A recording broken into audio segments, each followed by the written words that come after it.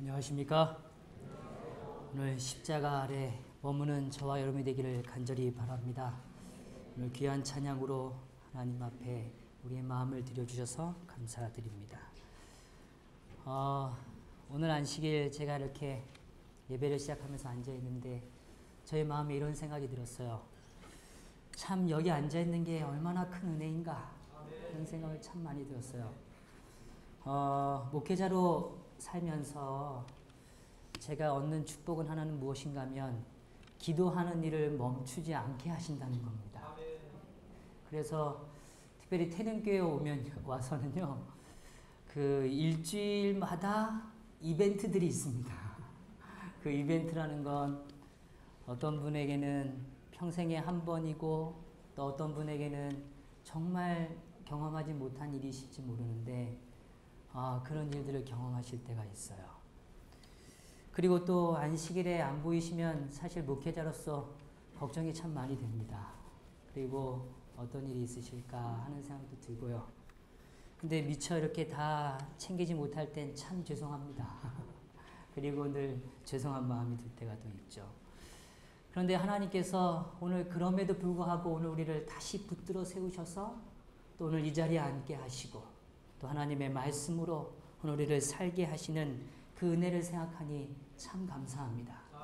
그래서 오늘 우리 또 함께 하시는 우리 장로님들, 집사님들 귀한 삶이 하나님 안에서 그 아름다움의 신앙의 고백이 더 넘쳐나시고 또 그래서 주님 앞에 귀한 영광을 돌리는 삶이 되시기를 간절히 바랍니다. 오늘 저는 누가복음 18장에 있는 말씀을 좀 같이 살피려고 합니다. 아까 읽었던 말씀이지만 그래도 한 번 더 제가 읽어보려고 해요. 누가복음 18장 9절부터 14절의 말씀입니다.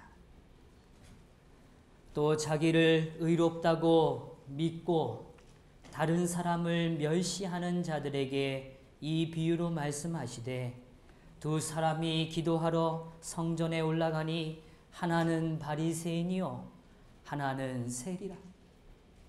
바리새인은 서서 따로 기도하여 이르되 하나님이여 나는 다른 사람들 곧 토색, 불의, 간음을 하는 자들과 같이 아니하고 이 세리와도 같이 아니함을 감사하나이다. 나는 일해에 2번씩 금식하고 또 소득의 11조를 드리나이다 하고 세리는 멀리 서서 감히 눈을 들어 하늘을 쳐다보지 못하고 다만 가슴을 치며 이르되 하나님이여 불쌍히 여기소서 나는 죄인이로소이다 하였느니라. 우리 14절 같이 읽기를 원합니다. 읽어보실까요? 시작. 내가 너희에게 이르노니 이에 저 바리새인이 아니고 이 사람이 의롭다 하심을 받고 그의 집으로 내려갔으니 무릇 자기를 높이는 자는 낮아지고 자기를 낮추는 자는 높아지리라 하시니라. 아멘. 이 마지막 말씀을 오늘 꼭 기억하고 우리의 삶에 새기기를 원합니다. 자기를 낮추는 자는 뭐해지고요? 높아지리라. 이렇게 말씀하셨어요. 자기를 낮추는 자는 분명히 뭐예요? 높아지리라. 이렇게 약속해 주셨습니다. 오늘 우리가 살피는 이 누가복음 18장은 오늘 주님께서 우리가 이 마지막 시대를 살아갈 때 어떠한 신앙으로 살아가야 되는지를 우리에게 끊임없이 설명해 주고 계십니다. 그래서 오늘 우리는 지난 시간에 살펴본 것처럼 오늘 예수를 믿는 자가 갖는 특징은 무엇인가 하면 항상 기도하고 낙심하지 말아야 한다라는 것을 우리가 나누었습니다. 오늘 왜 우리는 항상 기도하고 낙심하지 않을 수 있는가? 그것은 오늘 우리가 하나님 앞에 무엇을 행한 존재로 서 있는 것이 아니라 오늘 우리의 일생이 맞춰지는 그 순간까지 우리는 하나님 앞에 간구자로 살아가기 때문이라는 것을 우리는 본 것입니다. 오늘 우리의 인생의 옷이 누추하고 때가 묻고 정말 우리의 힘으로는 감당할 수 없는 인생이지만 우리가 마지막까지 하나님 앞에 우리의 삶은 어떤 사람이라고요? 간구자의 인생, 그러한 삶을 오늘 우리가 살아갈 수 있다는 것입니다. 그래서 오늘 우리의 믿음은 하나님 앞에 우리의 삶이 더러울지록 오늘 우리의 삶이 누추하다고 느낄수록 더 하나님과 가까워지기를 선택하는 것이라고 이야기 드렸어요.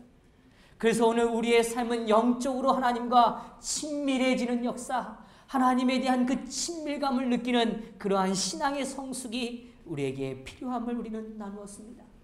오늘 그런 일을 위하여 오늘 우리는 포기하지 않아야 하는 것입니다.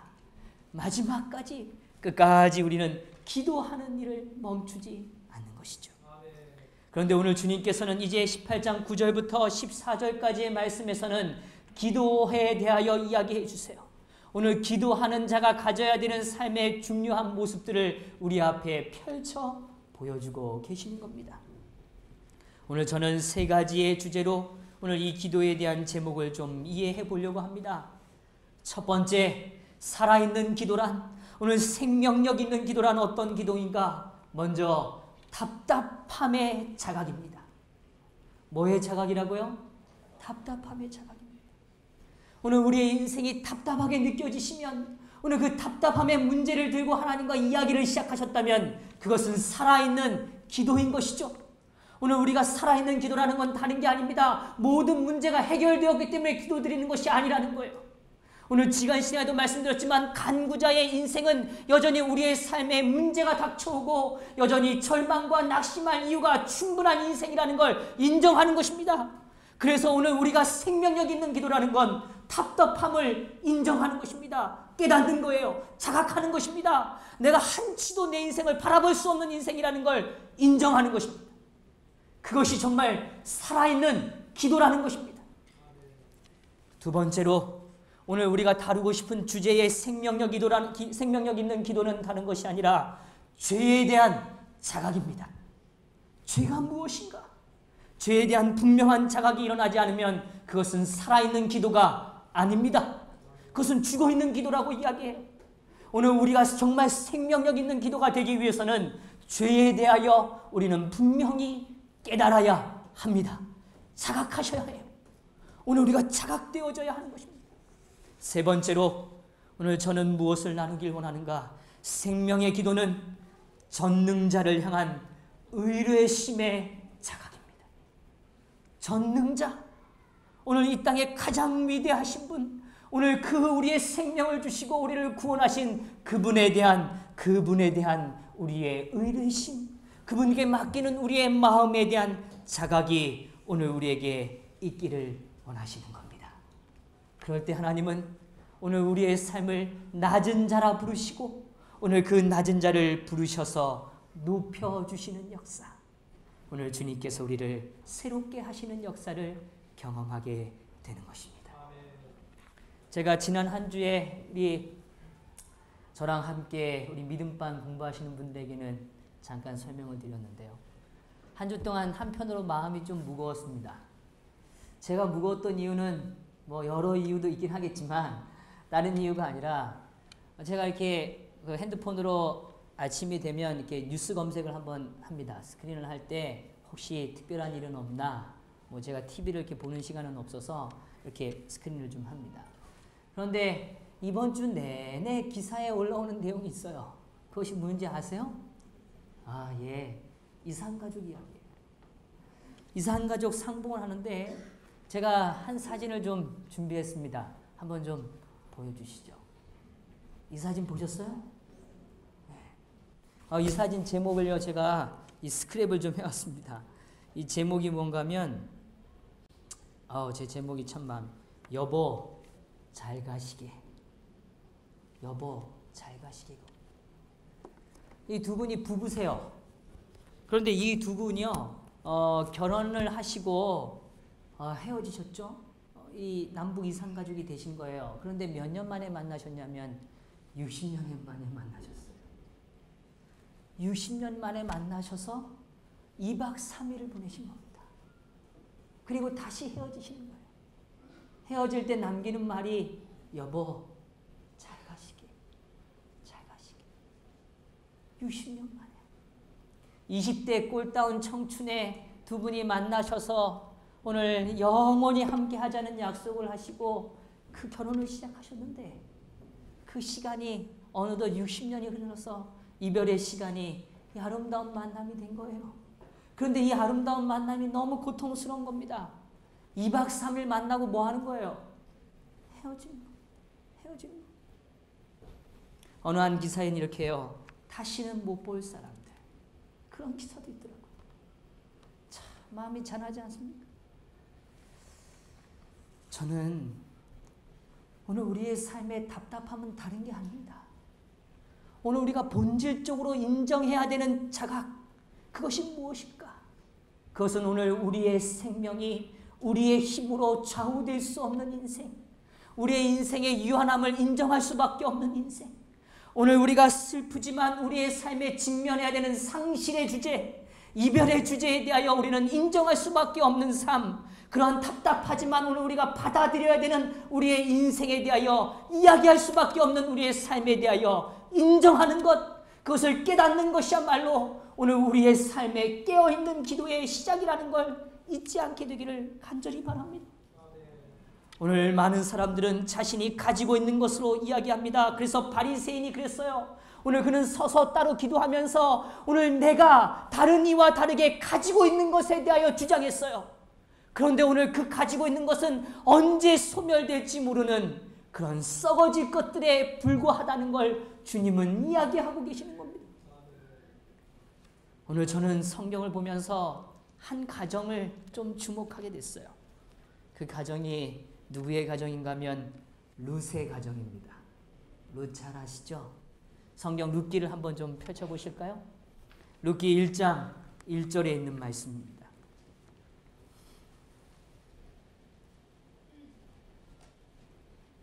룻기 1장 1절에 있는 말씀이에요. 제가 읽어드리겠습니다. 사사들이 치리하던 때에, 오늘 사사시대의 이야기입니다. 그 땅에 흉년이 드니라. 유다 베들레헴의 한 사람이 그의 아내와 두 아들을 데리고 모압 지방에 가서 거류하였는데 그 사람의 이름은 엘리멜렉이요 그의 아내의 이름은 나오미요 그의 두 아들 이름은 말론과 기련이니 유다 베들레헴 에브라 사람들아 그들이 모압 지방에 들어가서 거기 살더니, 오늘 1절과 2절에 한 가정을 묘사합니다. 그 가정은 다른 게 아니라 바로 우리가 잘 아는 나오미의 가정입니다.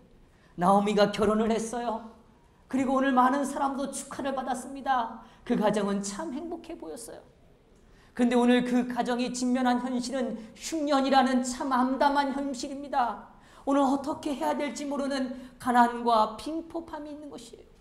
이 궁핍함에 대해서 해결할 길을 찾을 수 없을 때 오늘 그들은 유다 베들레헴에서 떠나기를 결심합니다.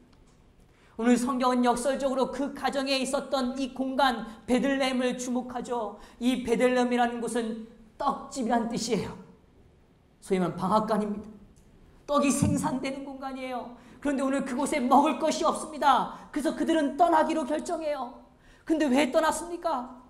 먹을 것이 없어서 떠났죠. 다시 말하면 오늘 그들은 먹을 것을 찾기 위하여 떠난 것입니다.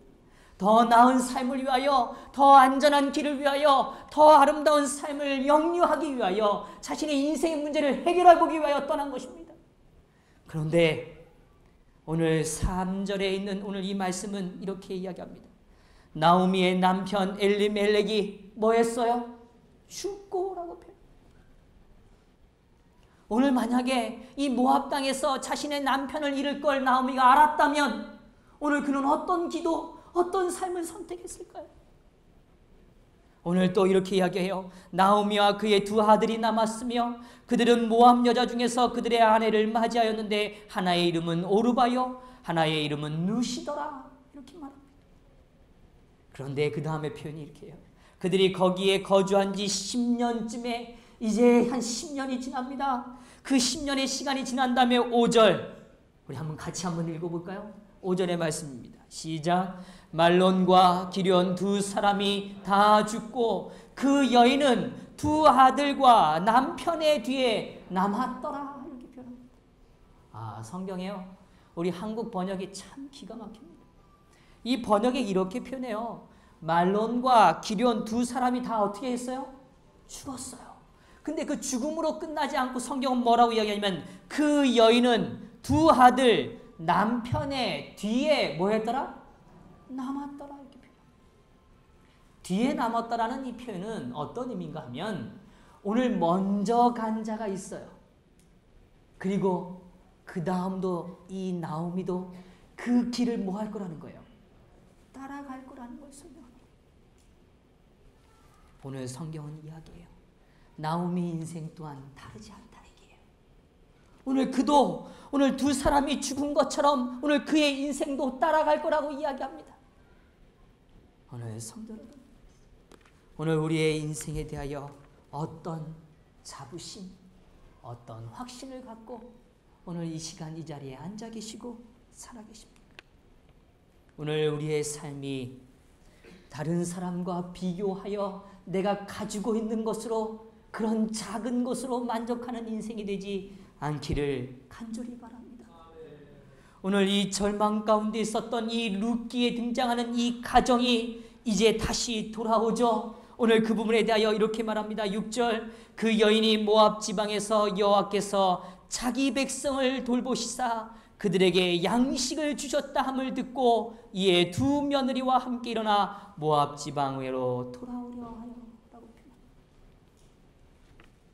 오늘 우리의 삶의 답답함, 그 한계를 느낄 때 우리는 비로소 하나님께로 돌아갈 수 있게 되는 것입니다.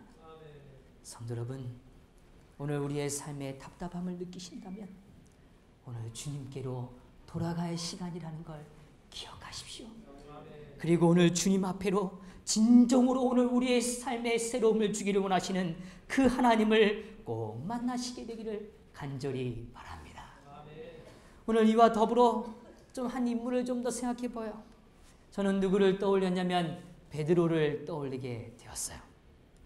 오늘 성경의 사복음서에 등장하는 베드로의 모습 가운데 우리가 잘 아는 성경의 모습이 있습니다. 누가복음 5장의 모습 잘 아시지만 한 번 더 좀 찾아가 보죠.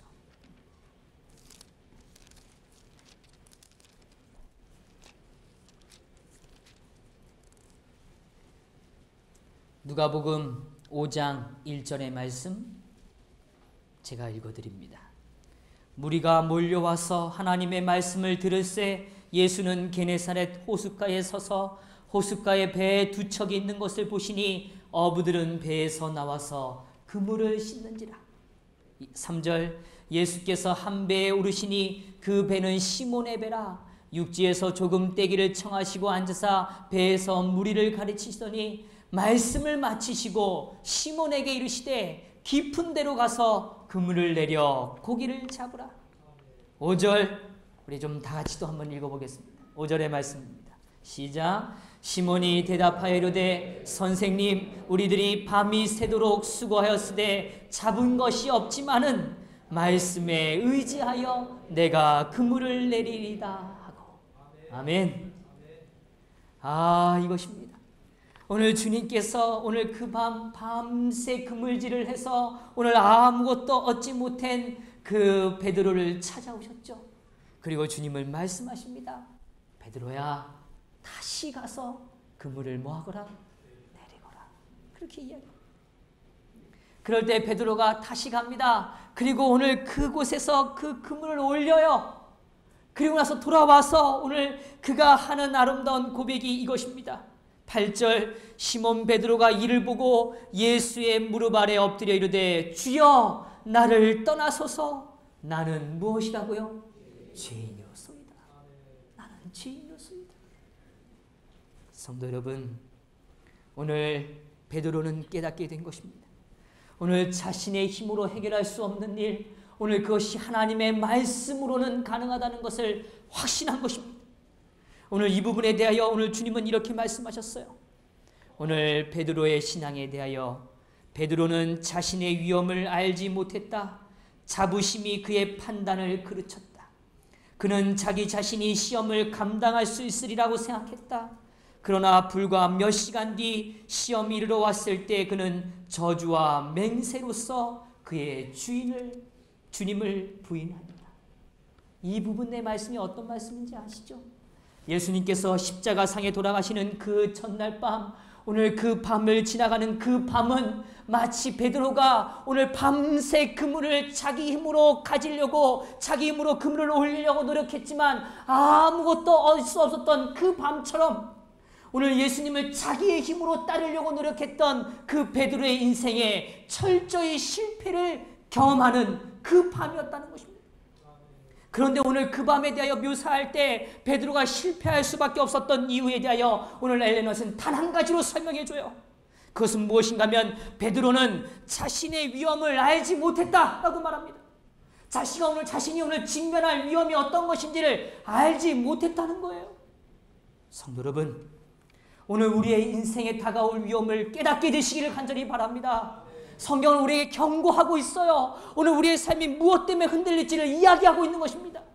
오늘 우리의 삶의 재산과 여러 권력과 우리의 의의를 드러내기 위한 여러 문제들이 우리의 삶을 괴롭게 하고 답답하게 만들 것이라고 성경은 이야기해 주는 것입니다. 오늘 우리에게 위험을 알려주고 계시는 겁니다. 그러면서 이렇게 표현해요. 자부심이 그의 판단을 그르쳤다. 다시요. 무엇이요? 자부심이요. 자부심. 자부심이란 자기 자신 또는 자기와 관련되어 있는 것에 대하여 스스로 지나치게 자신의 가치를 믿는 것을 의미하는 것입니다. 나에겐 그럴 능력이 없는데 내가 마치 그럴 능력이 있는 것처럼 착각하는 거예요. 그러면서 이렇게 말합니다. 엘렌 화트는 분명히 표현했어요. 그는 자기 자신이 시험을 감당할 수 있으리라고 생각했다. 자기 자신이 내가 당면한 나의 시험의 문제를 스스로 뭐 할 수 있을 거라고요? 해결할 수 있을 거라고 믿었다는 것입니다. 해결할 수 있을 거라고 믿었다. 성도 여러분, 자신 있으세요? 자신감이 있으세요? 아니요. 오늘 우리는 우리의 힘으로 설 수 없다는 걸 인정하셔야 합니다. 오늘 우리의 인생의 유연함을 인정하듯이, 오늘 우리가 상실하고 싶지 않지만 상실되어가는 우리의 인생을 인정하듯이, 오늘 우리의 삶이 여전히 연약하고 오늘 우리의 힘으로는 도저히 우리의 시험, 우리가 직면하고 있는 시험의 문제를 해결할 수 없다는 사실을 인정하시게 되기를 간절히 바랍니다. 답답함이 느껴질 때 그것은 오늘 우리가 무릎 꿇을 수 있는 하나님의 차각의 시간이라는 걸 기억하셔야 하는 거예요.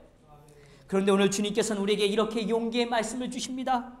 자기를 의롭다고 믿고 다른 사람을 멸시하는 어떤 사람에 대하여 그리스도께서는 바리새인과 세리의 비유로 말씀하셨다. 더불어 이야기하기를 베드로의 경험을 통해 우리는 자신의 품성의 결함을 알고 그리스도의 능력과 은혜의 필요성을 배울 필요가 있다.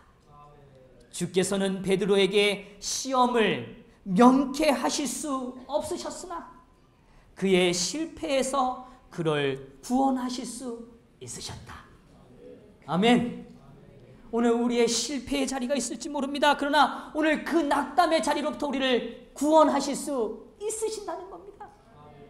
그게 하나님이 주시는 약속이에요. 그래서 오늘 다시 강조해요. 오늘 우리의 생명의 기도는 어떤 때요? 답답할 때요. 어떤 때요? 답답할 때. 내 힘으로 도저히 가능하지 않다고 느껴질 때, 그때 바로 우리는 무릎을 꿇어야 하는 가장 위대한 순간이라는 거예요. 오늘 그래서 로마서 7장에 이야기합니다. 오라, 나는 어떤 사람이라고요? 곤고한 자로다. 이 곤고함이라는 건 짓눌려진 상황을 이야기하는 겁니다. 내 삶이 짓눌려져서 나의 힘으로는 도저히 한 발짝도 일어날 수 없는 내 삶, 그거를 묘사해 주고 계시는 거예요. 성도 여러분, 오늘 우리가 주님께로 돌아가게 되기를 간절히 바랍니다. 오늘 우리의 인생을 잘 들여다보세요. 그리고 오늘 우리가 상실하고 있는 것이 무엇인지를 인정하시기를 바랍니다. 그리고 오늘 우리의 상실 속에서도 다시 채우기를 원하여 우리의 삶에 다가오시는 예수님을 만나셔야 합니다. 그것이 오늘 주님께서 우리를 높이시는 거예요. 오늘 우리가 낮아진다는 건 다른 게 아니라 오늘 내 힘으로는 도저히 이 시험을 이길 수 없다는 그 인정, 오늘 우리의 답답함을 인정하는 것, 그것이 바로 주님께서 허락하시는 바로 높아짐의 비결인 것입니다. 오늘 두 번째로 생명의 기도는 죄에 대한 자각입니다. 오늘 욥기 20장 5절에 이렇게 말씀하셨어요. 악인이 이긴다는 자랑도 잠시요, 경건치 못한 자의 즐거움도 잠깐이니라. 고린도후서 11장 30절에 내가 부득불 자랑할진대 내가 약한 것을 자랑하리라. 오늘 또 고린도후서 12장 9절에 이렇게 말씀하세요. 나에게 이르시기를 내 은혜가 내게 족하도다. 이는 내 능력이 약한 데서 온전하여 짐이라 하신지라. 그러므로 도리어 크게 기뻐함으로 나의 여러 약한 것들에 대하여 자랑하리니 이는 그리스도의 능력이 내게 머물게 하려 함이라. 아멘. 오늘 우리가 이해하는 죄라는 건 다른 게 아닙니다. 오늘 누구를 멸시하는 것, 내가 누군가보다 무엇을 가지고 있다고 착각하는 것, 내가 소유하고 있다고 착각하는 것, 내가 이루었다고 주장하는 것, 그것이 바로 오늘 우리가 잘못된 죄의 모습이라는 겁니다. 그래서 엘렌 화이트는 이렇게 말했어요. 자신에 대한 진정한 상태를 알 수 있는 유일한 방법은 그리스도를 쳐다보는 것이다. 사람들이 자기의 의처럼 그렇게 높이는 까닭은 그리스도를 알지 못하기 때문이다. 우리가 그분의 순결하심과 탁월하심을 깊이 생각할 때 우리 자신의 연약함과 가난함과 결점들이 있는 그대로 보게 될 것이다. 죄라는 건 오늘 내 자신을 들여다보지 못하는 그 상태가 죄입니다. 내 자신을 들여다보지 못해요. 그래서 자꾸 누구를 보냐면 타인을 봅니다. 그리고 오늘 타인과 나를 비교하기 시작해요. 그래서 나의 외형적인 것을 통해서 오늘 내가 가졌다고 주장하는 것이죠. 그것이 바로 죄인이 갖는 아픔의 모습인 것입니다. 성도 여러분, 오늘 주님께로 돌아가십시다. 정말로 돌아가십시다. 오늘 우리의 빈 마음, 오늘 우리가 채워지지 않은 마음, 오늘 우리가 여전히 해결되지 않은 마음이 무엇인지를 진짜 있는 그대로 주님 앞에 드러내십시다. 그래서 오늘 이렇게 표현했어요. 이 바리새인의 신앙은 그의 심령에 영향을 미치지 못했다. 제가 금요일마다 드리는 말씀이에요. 요즘 심령에 뭘 미치지 못했다고요? 영향을 미치지 못했다. 오늘 우리의 종교적 의식이 아무리 잘하고 누군가 앞에서 기도를 잘하고 내가 무엇인가 종교적 의식을 잘한다고 해서 오늘 우리의 내면의 마음에 영향을 미치지 않을 수도 있다고 이야기하는 겁니다. 오늘 다시 강조하지만 오늘 이 예배를 드리고 이 자리를 떠나실 때 오늘 우리의 삶의 매 순간마다 기도의 자리를 가지실 때 우리의 마음에 일어나는 하나님의 역사를 인정하시고 느끼셔야 해요. 만약에 우리의 마음을 느낄 수 없고 오늘 우리의 마음을 자각하지 못한다면 여전히 우리는 우리의 삶에 다가오시는 성령님을 경험할 수 없게 되는 것입니다. 오늘 세 번째로 생명의 기도는 전능한 자를 향한 의뢰심의 자각이라는 것입니다. 오늘 여기 이렇게 표현하고 있습니다. 이 문구를 한번 나눠드린 문구에도 있습니다. 세리의 기도가 응답을 받은 것은 그 기도가 전능하신 자를 붙잡으려는 의뢰심을 보여준 까닭이다.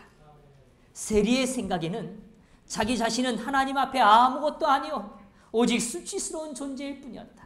하나님을 찾는 모든 사람들도 이러한 자세를 가져야 한다. 믿음. 자, 여기 이렇게 설명하고 있어요. 믿음, 곧 자신을 의지하는 마음을 버리는 믿음. 그 믿음으로 주님께 간구하는 궁핍한 자들을 무한하신 능력으로 붙잡아야 한다. 여기 표현해요. 오늘 우리가 드리는 기도, 이 아름다움의 기도는 자신을 의지하는 마음을 뭐하는 믿음이라고요? 버리는 믿음. 자신을 의지하는 마음을 버리는 믿음. 그 믿음을 기억하시기를 간절히 바랍니다. 그 믿음이 오늘 우리의 삶에 어떻게 찾아오는가? 오늘 한 부분만 더 읽어드리죠. 오늘 실물교훈에 이렇게 말해요. 그러나 내가 너희를 위하여 내 믿음이 떨어지지 않기를 기도하였노니 라고 하신 그리스도의 말씀이 그의 마음에 새겨져 있었다. 그가 심히 애통하고 뉘우칠 때에 그는 이 기도의 말씀과 사랑과 동정이 섞인 그리스도의 얼굴을 기억하고 희망을 갖게 되었다. 오늘 이걸 누가 이야기했는가? 베드로의 삶에 등장하는 표현입니다. 오늘 베드로는 낙심했어요. 그날 밤 절망한 그의 삶을 통하여 오늘 그의 마음에 잊혀지지 않는 건 있었습니다. 그것이 무엇인가 하면 주님께서 여전히 이러한 나를 위하여 기도하신다는 것을 그는 깨달은 것입니다. 성도 여러분, 이 시간도 오늘 우리의 삶을 중보하기 위하여 역사하시는 하나님을 바라보시게 되기를 간절히 바랍니다. 그래서 오늘 주님께서 우리를 회복하시기를 원하시는 것, 그래서 오늘 우리의 삶의 죽음을 넘어서 오늘 영원한 생명을 우리에게 주시기를 원하시는 그 하나님을 만나시고 그로 인하여 우리의 낮아짐이 오늘 주님 안에서 높아지는 역사, 오늘 우리가 답답하고 연약해서 오늘 우리가 쓰러질 수밖에 없는 우리의 인생이지만 주님께서 우리를 다시 일으켜 세우신다는 사실을 믿음으로 전진하시는 저와 여러분이 되기를 간절히 바라면서 말씀을 마치겠습니다.